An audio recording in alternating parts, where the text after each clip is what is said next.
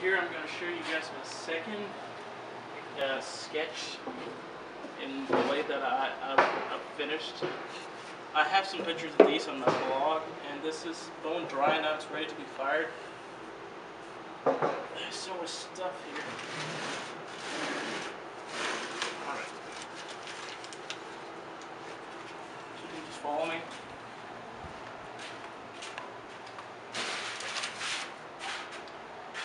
Alright, this is... Excuse me.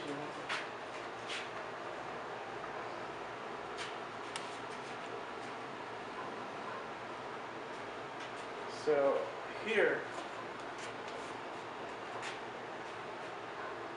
I've tried to use, no I haven't tried, this is B mixed clay.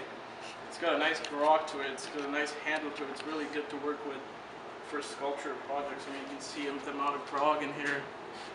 It's really nice, it's nice to work with. After doing my first piece, I realized that there has to be a certain amount of thickness to the piece, otherwise it breaks in the kiln for it. So this is, if you see this is basic walling material. What's going to happen is it gives it a base for me to work with. When it goes in the kiln, it burns off, leaving just this piece. Because it's kind of, I can't work on wood because you don't want to put the wood into the kiln. So this walling material is perfect for working on relief sculptures like these. I took B mixed clay, pressed it an inch thick, and then added these. If you could come closer, I could. Added these textures to it. You can see there's this fish-like form here too coming here. I try to be aware that sometimes we have this tendency to show faces, like we're always trying to seek, every human being is always trying to connect the dots and make faces out of everything. So I'm trying to be cautious of that common habit that we all have. And so like this was the closest I was willing to get, but still you don't really know what it is. And that's what I like about this piece. It's got a lot of texture. These are seashells punched into it. You could say coral. There's another aquatic form. There's another fish kind of thing.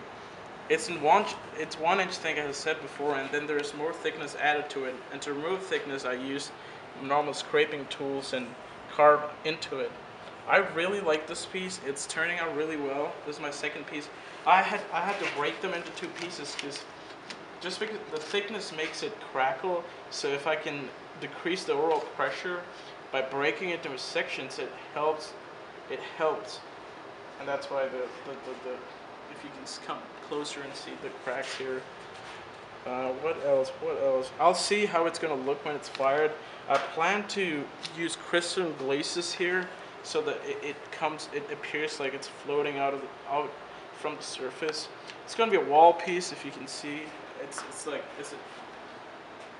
What else? Is there any other question you would oh yeah, glazes. I'm trying to use low fire glaze or train firing.